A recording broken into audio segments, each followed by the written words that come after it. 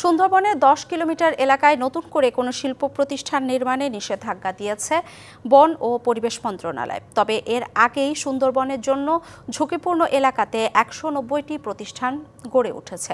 পরিবেশবিদরা বলছেন, এই সব প্রতিষ্ঠান রেখে শুধু একটি প্রজ্ঞাপন জারি সুন্দরবনকে বাঁচাতে পারবে না। তদারকির পাশাপাশি গড়ে ওঠা শিল্প কারখানার বিষয়ে পুনর্বিবেচনার পরামর্শ তাদের। বিশ্বের সবচেয়ে বড় ম্যানগ্রোভ বন সুন্দরবনের আশপাশের 10 কিলোমিটার এলাকাকে প্রতিবেশগত সংকটাপন্ন বা ইসিএ বলা হয়।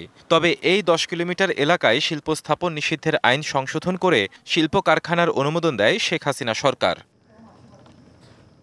2017 সালের 6ই আগস্ট জাতীয় পরিবেশ কমিটির সভায় ইসিএ এলাকার সীমানা নিয়ে প্রশ্ন তোলেন ওই কমিটির সভাপতি শেখ হাসিনা। ওই সভার পর অবৈধভাবে গড়ে ওঠা শিল্প প্রতিষ্ঠানকে ছাড়পত্র দেওয়ার পাশাপাশি নতুন করে এলপিজি প্ল্যান্ট, সিমেন্ট কারখানার অনুমোদন দেয় পরিবেশ অধিদপ্তর। কোনো ইসিএর মধ্যে কোনো ছাড়পত্র পরিবেশের যে রুলসের যে বাইন্ডিংস আছে কোনো ছাড়পত্র দেওয়া হয় না। LME সার্টিফাইড বিশ্বসেরা কপারে তৈরি ওয়ালটন কেবলস, যা আপনার স্থাপনাকে রাখবে সব সময় নিরাপদ। আর যেগুলো হচ্ছে নবায়ন ক্ষেত্রে সেগুলো হচ্ছে স্ট্রিক্টলি মনিটরিং করা হচ্ছে। জানেন যে ইপিজেডের মধ্যে ছাড়পত্র দেওয়াতে কোনো বাধা নেই এবং মংলা শিল্প এলাকাতে নতুন করে কোনো ছাড়পত্র হচ্ছে না। পুরাতন যেগুলি আছে সেগুলিকে শুধুমাত্র নবায়ন করা যাচ্ছে। সুন্দরবনের ইসিএ এলাকার বেশিরভাগ শিল্প কারখানার মালিক ছিলেন তৎকালীন সরকারের প্রভাবশালীরা। এমন 190টি কারখানা, যার মধ্যে 24টি লাল তালিকাভুক্ত। সেই তালিকা জমা দেওয়া হয়েছিল আদালতে। তবে ব্যবস্থা নেওয়া সম্ভব হয়নি। শুধু মোংলা এলাকাতেই গড়ে উঠেছে 100টি শিল্প প্রতিষ্ঠান।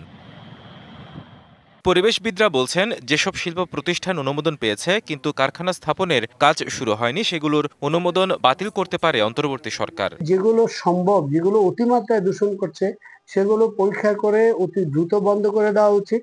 কারণ এরা যেটুকু শিল্পের মাধ্যমে মানুষকে কর্মসংস্থান দিবে বা কাজ করবে, যে অর্থনৈতিক লাভবান হবে, তার চেয়ে বেশি কিন্তু অর্থনৈতিক ক্ষতি হবে আমার এই মাছ এবং অন্যান্য প্রাণী এবং বৈচিত্র্যর যেই ক্ষতি হবে তার ভিতর দিয়ে। সুনির্দিষ্ট যে আইন রয়েছে সেই আইনটাকেই যদি মানা হয়, বাস্তবায়ন করা হয়, তাহলে এই প্রকল্পগুলো, এই অবকাঠামোগুলো থাকার কোনো সুযোগ নাই।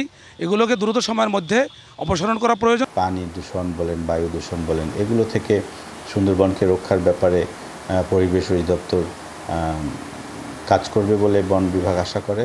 পরিবেশ আইনের যথাযথ প্রয়োগের মাধ্যমে সুন্দরবন হবে সুরক্ষিত, এমন প্রত্যাশা পরিবেশবিদদের। TBC news desk.